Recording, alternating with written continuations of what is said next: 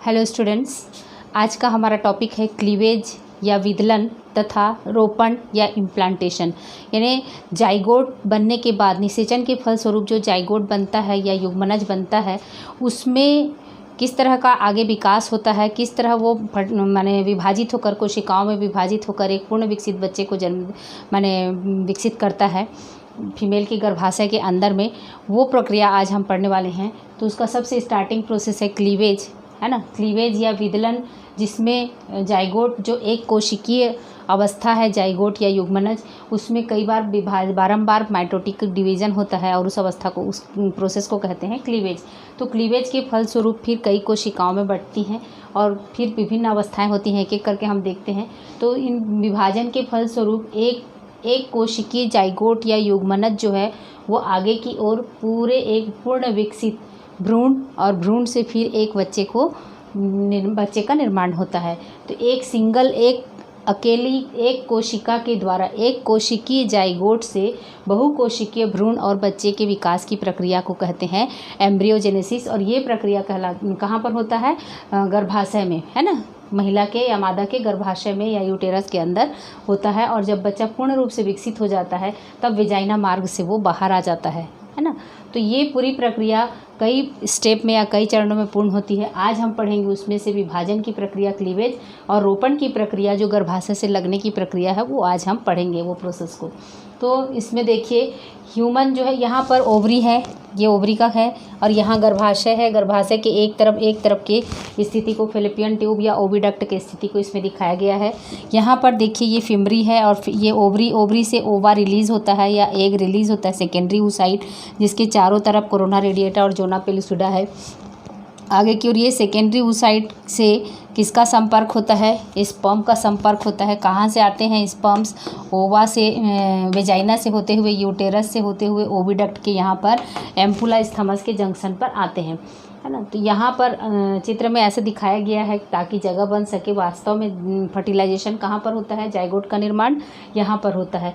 तो ये secondary oocyte में स्पर्म आकर जैसे ही संपर्क में आते हैं उसके बाद कुछ चेंजेस होते हैं और उसके बाद क्या होता है? मेल और फीमेल प्रोन्यूक्लियाई। देखिए स्पर्म का न्यूक्लियस और एग का न्यूक्लियस जो है वो सेकेंडरी oocyte का न्यूक्लियस और स्पर्म का न्यूक्लियस, स्पर्म के प्रवेश करते ही सेकेंडरी oocyte में सेकेंड माइटोसिस होता है ना। म्योसिस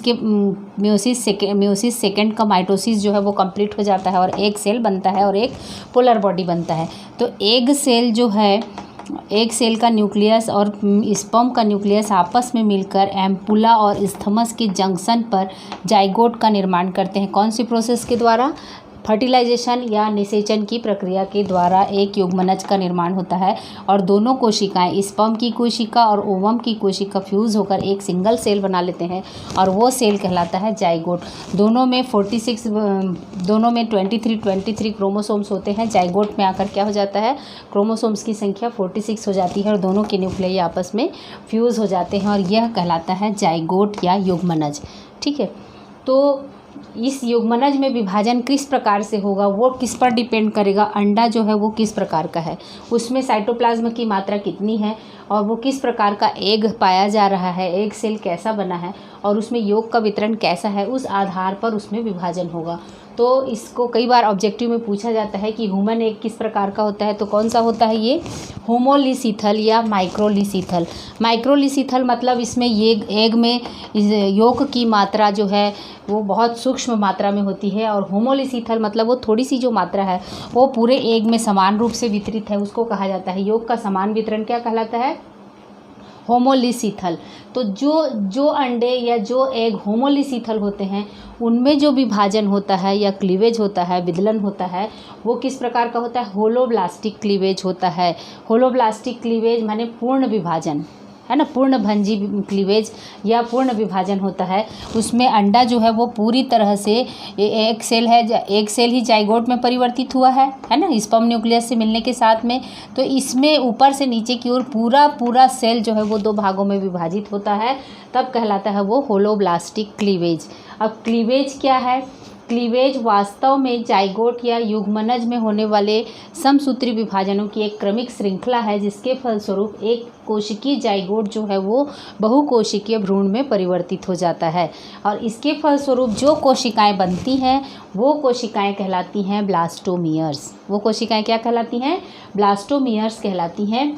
और क्लीवेज आप क्लियर हो गया कि क्लीवेज क्या है? जाइगोट में होने वाले समसूत्री विभाजन है, क्रमिक रूप से होने वाले समसूत्री या माइटोसिस डिवीजन है, जिसके फलस्वरूप एक कोशिकीय जाइगोट जो है वो बहुकोशिकीय भ्रूण में परिवर्तित हो जाता है। ये प्रक्रिया कहलाता है क्लीवेज। और क्लीवेज के फलस्वरूप बनने वाली कोशिकाएं ब्लास्टोमियर्स कहलाती हैं। इतना क्लियर है? उसके बाद आगे देखते हैं कि कई टर्म्स जैसे कि 10 हफ्ते तक का है ना, 10 वीक्स आफ्टर फर्टिलाइजेशन, यहाँ पर जाइगोट बनता है फर्टिलाइजेशन के फलस्वरूप। उसके बाद 10 हफ्ते तक का जो डेवलपमेंट होता है वो कहलाता है एम्ब्रियोनिक डेवलपमेंट, और उस समय कहलाता है इसके फलस्वरूप बहुकोशिकीय जो संरचना बनती है वो एम्ब्रियो या भ्रूण कहलाता है। 10 हफ्ते के बाद और जन्म से पहले तक का जो प्रोसेस है वो कहलाता है प्रीनेटल डेवलपमेंट, या उस समय कहलाता है वो फीटस, है ना। इसको क्या कहते हैं? फीटस कहते हैं। 10 हफ्ते के बाद से लेकर बर्थ के पहले तक की अवस्था क्या कहलाती है? फीटस। ये टर्मिनल वर्ड्स हैं, इनके बारे में अच्छे से आप लोग को जानकारी होनी चाहिए, है ना।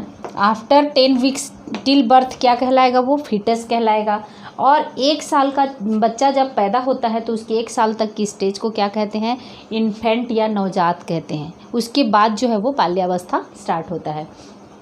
तो इन टर्मिनल वर्ड्स में हम एम्ब्रियो, फीटस और इन्फेंट तीनों में डिफरेंस देख लिए। एम्ब्रियो मीन्स 10 वीक्स तक का जो है वो क्या कहलाएगा? एम्ब्रियो कहलाएगा। 10 वीक्स के बाद और बर्थ से पहले तक का क्या कहलाएगा?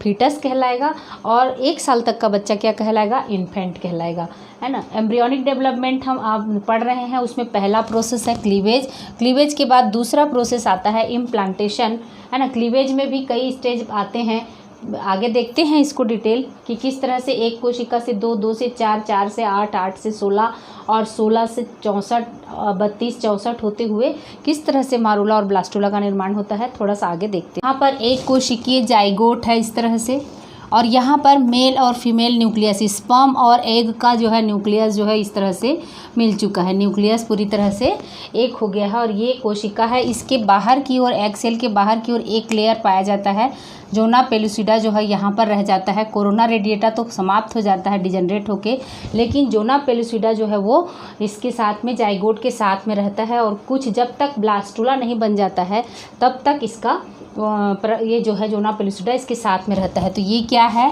ये क्या है? जाइगोट है। जाइगोट में हम बोले हैं कंप्लीट डिवीज़न होता है या होलोब्लास्टिक डिवीज़न होता है। तो इस तरह से कंप्लीट डिवीज़न के फलस्वरूप एक कोशिका जो है अब किस में बदल गई है? एक कोशिका किस में बदल गई है? 2 कोशिकाओं में बदल गई है, ठीक है। एक कोशिकीय स्टेज जो है वो अब किस में बदल गया? 2 कोशिकीय स्टेज में बदल गया। और ये 2 कोशिकीय स्टेज के बाद में ये ऊपर से खड़ी डिवीज़न होता है, वर्टिकल डिवीज़न होता है, पहला विभाजन। दूसरा विभाजन जो होगा, यहाँ पर जाइगोट के आकार में कोई परिवर्तन नहीं हो रहा है, और दूसरा विभाजन क्या होगा? इसके समकोण पर होगा। दूसरा विभाजन समकोण पर होगा। इसके फलस्वरूप कितनी कोशिकाएं बन गई? 4 कोशिकाएं बन गई। ब्लास्टोमियर्स की संख्या 4 हो गई है।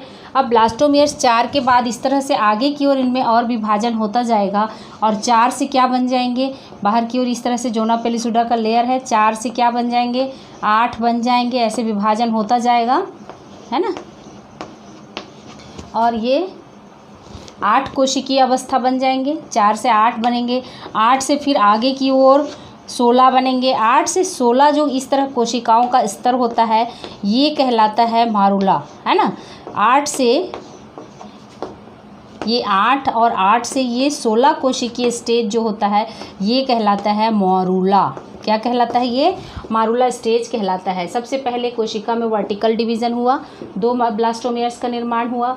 अब उसके बाद इसके अगला विभाजन समकोण पर होता है, तो 4 कोशिकाओं का निर्माण हुआ। 4 से 8 और 8 से 16 कोशिकीय अवस्था जो होती है वो कहलाता है मारूला। तो इसमें फर्स्ट डिवीज़न जो होता है कितने दिन में होता है? जाइगोट बनने के 30 घंटे के बाद। द्वितीय विभाजन जो होता है वो जाइगोट बनने के 44 घंटे बाद होता है। और तृतीय विभाजन 8 कोशिकीय स्टेज जो है 60 डेज में होता है। और इसके बाद 16 जो होता है वो कितने में होता है, 72 घंटे में हो जाता है। ठीक है, उसके बाद नेक्स्ट स्टेज में क्या होता है कि यहाँ पर कोशिकाओं की व्यवस्था इस तरह से होती है कि बाहर की ओर कोशिकाएं जो होती हैं वो इस तरह से अरेंज हो जाती हैं। कोशिकाओं का 2 स्तर बन जाता है, माइक्रोमियर्स और मेगामियर्स। छोटी कोशिकाएं जो होती हैं वो किनारे की ओर व्यवस्थित हो जाती हैं और ये बनाती हैं ट्रोफोब्लास्ट।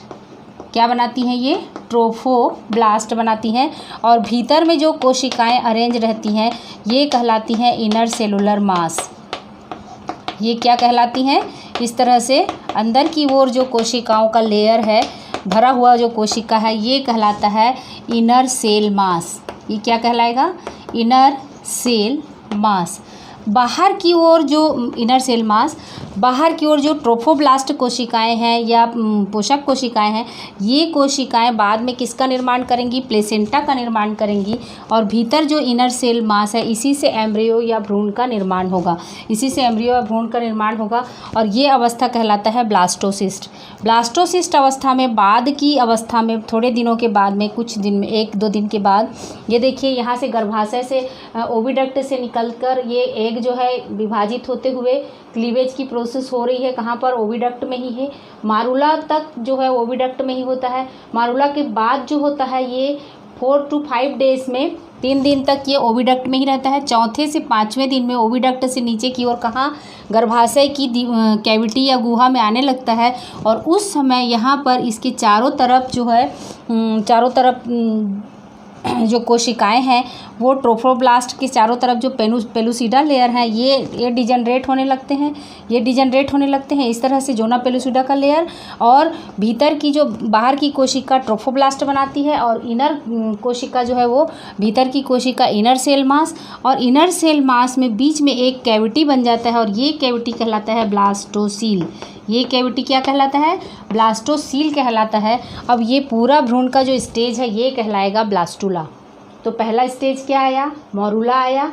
मॉरूला के बाद ब्लास्टुला आया जिसमें एक कैविटी बन गया है। अब ये गर्भाशय की कैविटी में या उसकी गुहा में आ गया है। और गर्भाशय की गुहा में आने के बाद यूटेरस की एंडोमेट्रियम वॉल के द्वारा ग्लाइकोजन सिक्रीट किए जाते हैं और एक द्रव बनता है और वो द्रव कहलाता है यूटेराइन मिल्क। और ये यूटेराइन मिल्क किसका पोषण करते हैं? 4 से 5 दिन, 2-3 दिन तक यहाँ पर गर्भाशय की कैविटी में जो ब्लास्टुला होता है उसका पोषण करते हैं और वो द्रव कहलाता है यूटेराइन मिल्क। उससे पोषण लेकर ब्लास्टुला जो है वो गर्भाशय में रहता है। फिर 7वें दिन के करीब, 6वें से 7वें दिन करीब में ये ब्लास्टुला जो है वो यहाँ पर देखिए गर्भाशय की एंडोमेट्रियम वॉल के पास में आती हैं। और वहाँ वॉल से जैसे ही उनके पास में आती हैं यूटेरस की कोशिकाओं में कुछ सिक्रीशन होता है और कुछ कोशिकाएं गल कर इस तरह से एक कैविटी का निर्माण करती हैं। और उस कैविटी में इस तरह से ये जो ब्लास्टुला है आकर धंस जाता है। और ब्लास्टुला जैसे ही यहाँ पर आकर धंसता है उसके चारों तरफ से एंडोमेट्रियम जो है वो घेर कर उसको अपने अंदर ले लेती हैं, है ना। तो इस तरह से ब्लास्टुला स्टेज जो है वो किस में धंस जाता है? एंडोमेट्रियम की वॉल में धंस जाता है। इस तरह ब्लास्टुला एंडोमेट्रियम की वॉल में धंस जाता है। और एंडोमेट्रियम की वॉल में धंसने के बाद धंसने की जो प्रक्रिया है या ये कहलाता है इम्बेडेड ब्लास्टोसिस्ट जो 7वें दिन में होता है। और ये प्रक्रिया कहलाता है इम्प्लांटेशन या रोपण। यानी यहाँ पर गर्भ का जो ये क्या है, कौन सा स्टेज है? ब्लास्टुला स्टेज का एंडोमेट्रियम या गर्भाशय की आंतरिक दीवार में धंसने की जो प्रक्रिया है या वहाँ पर स्थापित हो जाने की प्रक्रिया है वो कहलाता है इम्प्लांटेशन या रोपण। और यही इम्प्लांटेशन जो होने के बाद में ही प्रेगनेंसी जो होती है या सगर्भता स्टार्ट होता है ना। प्रेगनेंसी या सगर्भता स्टार्ट होता है और यहाँ से फिर बच्चे का विकास होता है। तो इसके बाद ब्लास्टुला स्टेज में आगे की ओर ये कोशिकाएं जो होती हैं 3 कोशिकाओं का स्तर बन जाता है, 3 लेयर बन जाता है कोशिकाओं का और गैस्ट्रुला में परिवर्तित हो जाता है। तो गैस्ट्रुला और उसके आगे के डेवलपमेंट को हम नेक्स्ट वीडियो में पढ़ेंगे। हम एक बार रिवाइज कर लेते हैं फिर से कि क्या देखा हमने क्या देखा कि फर्टिलाइजेशन की प्रक्रिया के फलस्वरूप जाइगोट का निर्माण एम्पुला और स्थमस में हुआ। हुआ। ये जाइगोट पहले 2 भागों में विभाजित हो क्लीवेज की प्रक्रिया स्टार्ट हुई। ओविडक्ट से इस यूटेरस की ओर जाते समय ही क्लीवेज की प्रक्रिया स्टार्ट हो जाती है। क्लीवेज क्या है? समसूत्री विभाजन की एक श्रृंखला है जो एक कोशिकीय जाइगोट को किस में बदल देता है? बहुकोशिकीय भ्रूण में बदल देता है। भ्रूण 10 सप्ताह से पहले तक की स्टेज को भ्रूण कहेंगे, 10 सप्ताह के बाद वाली स्टेज को फीटस कहेंगे और जन्म के बाद 1 साल तक को उसको इन्फेंट कहेंगे। उसके बाद हम देखिए यहाँ पर विभाजन की श्रृंखला किस तरह से हुई। पहला विभाजन जो होता है इसमें एग कैसा है? मनुष्यों में एग कैसा होता है? एग होमोलिसीथल होता है। विभाजन कैसा होता है? होलोब्लास्टिक होता है। कंप्लीट डिवीज़न होता है। डिवीज़न में पहला डिवीज़न वर्टिकल होता है। वर्टिकल के फलस्वरूप 2 ब्लास्टोमियर्स बनते हैं। विभाजन क्लीवेज के फलस्वरूप बनने वाली कोशिकाओं को क्या कहा जाता है? ब्लास्टोमियर्स कहा जाता है। इस तरह से टर्मिनल वर्ड्स भी आपको 1 नंबर के 2 नंबर के क्वेश्चन में पूछा जा सकता है कि ब्लास्टोमियर्स क्या हैं। तो ब्लास्टोमियर्स क्या है? जाइगोट में क्लीवेज के फलस्वरूप या विदलन के फलस्वरूप बनने वाली कोशिकाओं को क्या कहते हैं? ब्लास्टोमियर्स कहते हैं। तो पहला विभाजन वर्टिकल या खड़ा होता है जिसके फलस्वरूप 2 कोशिकाएं बनती हैं और 2 के बाद नेक्स्ट विभाजन जो होता है वो कैसा होता है? वर्टिकल के बाद ट्रांसवर्स होता है, उसके समकोण पर होता है। 4 कोशिकाएं, 4 से फिर 8 बनती हैं, 8 से 16 बनती हैं और ये अवस्था कहलाता है मॉरूला, है ना। पहला विभाजन 30 घंटे में, दूसरा विभाजन 44 घंटे में, तीसरा जो होता है 60 घंटे में। कहाँ से 60 घंटा? जाइगोट बनने के बाद, यानी आफ्टर फर्टिलाइजेशन, है ना। जाइगोट बनने के बाद और 72 घंटे में क्या होता है? मॉरूला स्टेज बन जाता है। ब्लास्टोसिस्ट 4थे से 5वें दिन स्टेज को क्या कहते हैं? ब्लास्टोसिस्ट कहते हैं और 7वें दिन में जाकर वो गर्भाशय में इम्प्लांट हो जाता है या रोपण की प्रक्रिया हो जाती है। तो ये हो गया रोपण, क्लीवेज की प्रक्रिया और इम्प्लांटेशन की प्रक्रिया। हम अगले वीडियो में पढ़ेंगे। आज तो यहीं तक पढ़ते हैं। नेक्स्ट वीडियो में हम क्या पढ़ेंगे? मॉरूला से ब्लास्टुला, ब्लास्टुला के बाद गैस्ट्रुला स्टेज और गैस्ट्रुला से फिर एक बच्चे का निर्माण, किस तरह से प्लेसेंटा का निर्माण होगा और कैसे ये भ्रूण जो है वो पोषण प्राप्त करेगा गर्भाशय से, माता के गर्भ से, और कैसे अंगों का विकास होगा, हम नेक्स्ट वीडियो में देखेंगे।